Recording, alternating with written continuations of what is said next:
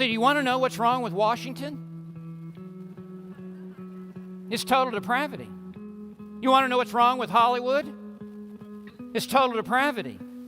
You want to know what's wrong with the abortion mills and with transgender operations, with homosexuality and lesbianism and child abuse? You want to know what the problem is?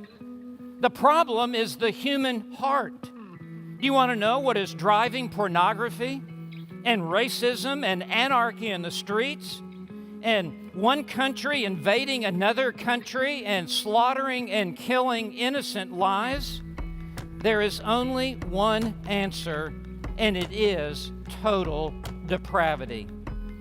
Man sins because man is a sinner, and because he has a sin nature.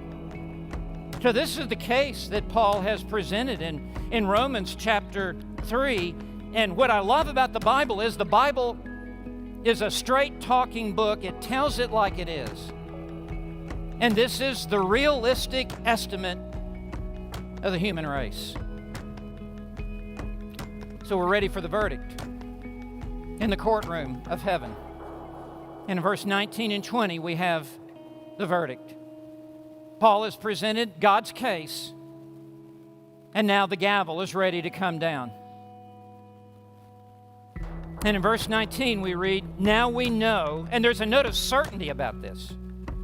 Now we know with certainty that whatever the law says, it speaks to those who are under the law. And what the law says is three things. It's the holiness of God that is revealed in the law.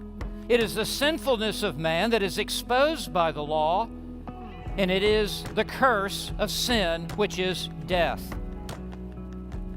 And so we know that whatever the law says, it speaks to those who are under the law. Well, that is every human being.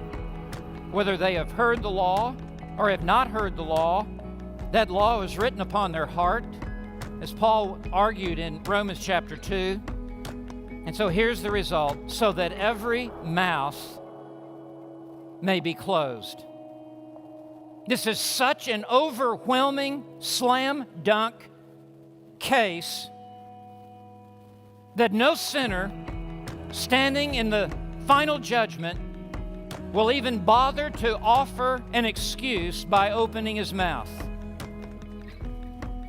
There is no self-vindication that could be possibly offered against this airtight case of condemnation. There can be no self-justification, no offering of excuses to God. Every mouth may be closed because the case is so overwhelming. And at the end of verse 19, and all the world may become accountable to God, must answer to God, must stand in the judgment before God, must hear the verdict that will come from God.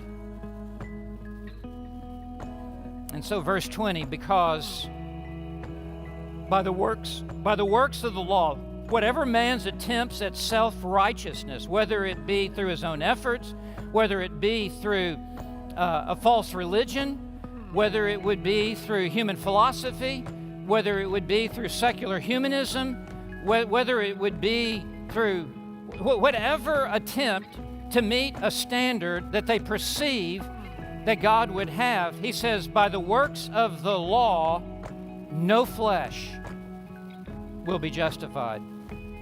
No person anywhere on planet Earth will be made right before God.